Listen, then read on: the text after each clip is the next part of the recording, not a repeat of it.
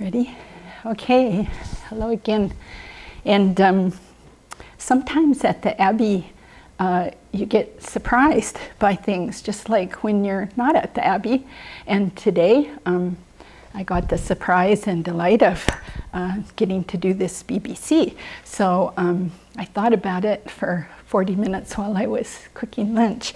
And whenever I have an opportunity to talk that way and I don't have a topic in mind, my attention always turns to the 8 verses of thought transformation. And the reason is that these teachings contain so very much, and we could meditate on them for 3 countless great eons, and I think not be quite done with understanding the depth of them. The other reason is I was able to receive some teachings on this from His Holiness the Dalai Lama down in California about 1.5 years ago, and he really loves these verses, and they are really intense mind training. So today I thought I would pick my least favorite verse, the one I avoid, and because when I first heard these after I met Venerable Chidren, and I actually went to her. That was my first interview with her, is what could this possibly mean and why would a person do this? Because it seemed very contrary to all reasonable thinking. These are by Longri Tampa, and he must have had quite the mind. So this is the one that says, when others, out of jealousy, mistreat me with abuse, slander, and so on, I will practice accepting defeat and offering the victory to them. No. No, I must win because I'm right. And so, of course, that's what this is set up to do. But if you really think about every word, they are mistreating you out of their jealousy. Well, that's their problem then. They should go, go meditate, go change their attitude. And then they're mistreating you with abuse, slander, and so on. Why would I practice accepting defeat?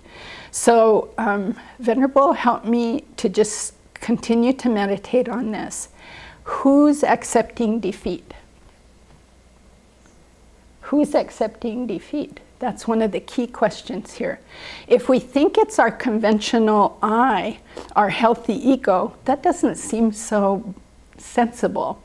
I mean, you don't want to go to war against them, we know that, although that's our common response individually and as a country. So we know we'll draw the line there. I'm not going to go to war against them, but I'm certainly not going to accept defeat.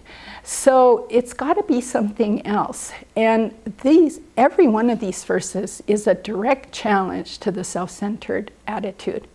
It's a direct challenge to that one that needs to win all the time, to the one in me that really feels she needs to be right. She has to come out on top in an argument. So it's such an incredible challenge to that. I will practice accepting defeat and offering the victory to them. The only way I could make sense out of this, and still struggle to make sense out of this, is to go to the dependent arising meditations. Who's the other? Who's the I? Where is this other that I'm competing with, that I need to win? Who's the I that's going to be defeated? What is this all about? So this is really leading us into quite a deep meditation on dependent arising, on the disadvantages of this mind that wants to win, wants to be right, wants to never be defeated, wants the victory. And I have said this before, but it was such a lovely thing that happened. My ex-husband, who is still my good friend, we were in therapy, and we were both being right about a fight that we'd had. And I knew I was right, and he knew he was right, so we went into the therapist to see who she'd agree with. And she sat and listened to him and then listened to me, and she was a very good therapist. And she turned to us and she said, so do you want to be right or do you want to be close? Boom, the bubble popped. And she was saying, I wasn't there, I'll never know. And, you know, then I thought, well, maybe I wasn't there either. But the one that wanted to be right came out of that argument. And it was just this moment of this, the closest I can get to this accepting defeat idea. It's accepting there's another person's point of view, accepting that I need to move off of, I'm going to win. And to me, I have reinterpreted that, do you want to be close, and do you want to act with compassion? Do you want to be right, or do you want to act with compassion?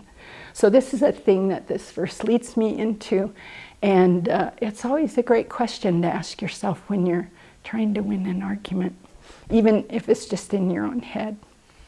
Okay, so let's keep going, and we thank Langri Tampa for the